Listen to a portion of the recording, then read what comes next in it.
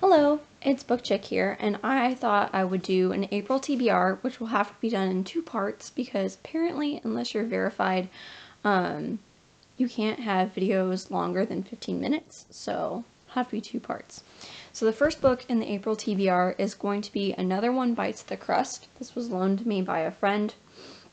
It's one of those murder mysteries about food. Kind of similar, it sounds like, to the Joanne Fluke murder mysteries. This is Nyx. She's coming to say hello. So this book is about a bakery called Tort. It is a small town bakery, and I'll just read the back for you. It says, it's the role of a lifetime for Jules. The Shakespeare Festival has returned to Ashland, Oregon for the season, and Tort has been cast as the supplier of Elizabethan-era treats for the main event. But on the eve of opening night, cat's getting in on my camera. On the eve of opening night, a brawl between Jules' friend Lance and the artistic director, a strapping young thespian named Antony, almost brings the house down, and the next morning Antony is dead. Jules knows that Lance loves his drama and his just desserts, but she also knows that murder is way off script for him. So now it's up to Jules to cut through a bevy of backstage betrayals and catty co-stars who all have their own secrets before the curtain drops on someone else. So kind of cheesy, like Hallmarky murder mystery, but I love these. I don't know why. They're just so addictive. Because they're the perfect combination of like a cozy book and a murder mystery. The next book is a teen fiction novel that I've had for an extremely long time. This is Sisters of Isis, Book 1 by Lynne Ewing. This is The Summoning. So the basic premise of this is that, they're teenagers, they find out they have these weird superpowers. In the case of these particular girls, they find out they are descendants of Egyptian pharaohs, and that they have these amazing magical powers and gifts of transformation.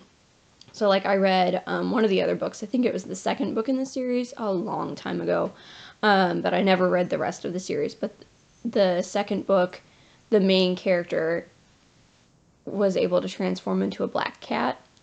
So I would assume this is really similar. I don't know if Sudi will, that's this main character's name.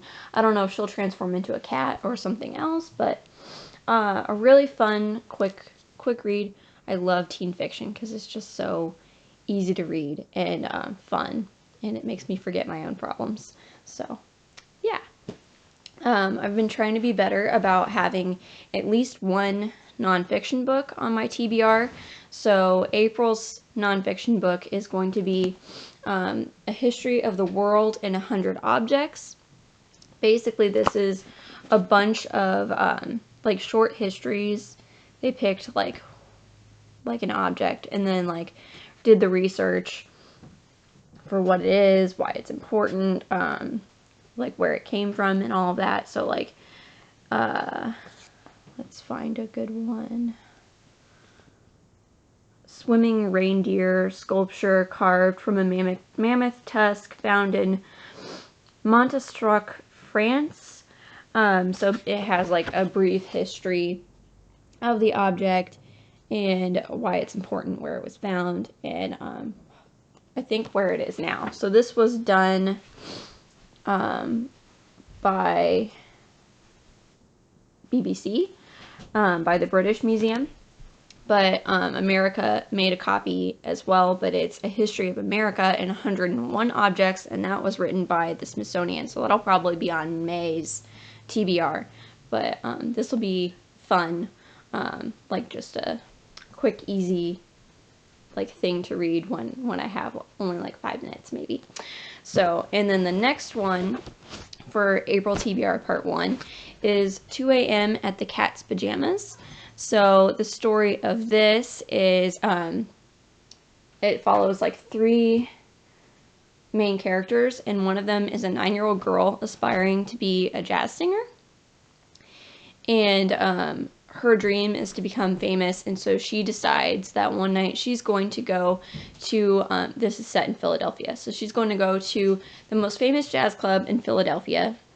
I don't know if it's real or if it's fictional. I'll have to look that up and tell you. Which is 2 a.m. at the Cat's Pajamas, or the bar is the Cat's Pajamas. Sorry. So she decides to go there, and she's going to make her debut. But her 5th grade teacher is also going to meet a high school crush that's coming back into town.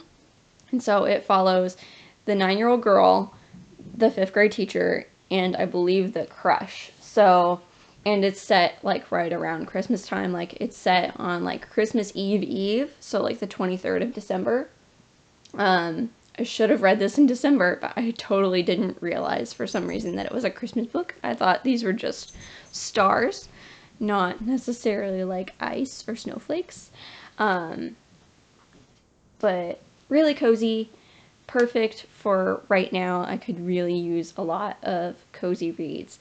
So that's it for part 1. I think I'm going to really enjoy these 4 books. They sound like a lot of fun, and they've been on my TBR for a long time. I can't go buy any new books right now, so I'm just reading books that I already have. Let me know if you have any suggestions for things to read, and let me know what you're reading for April. And please hit like and subscribe. That would really help me out a lot. So that's it for April TBR part 1.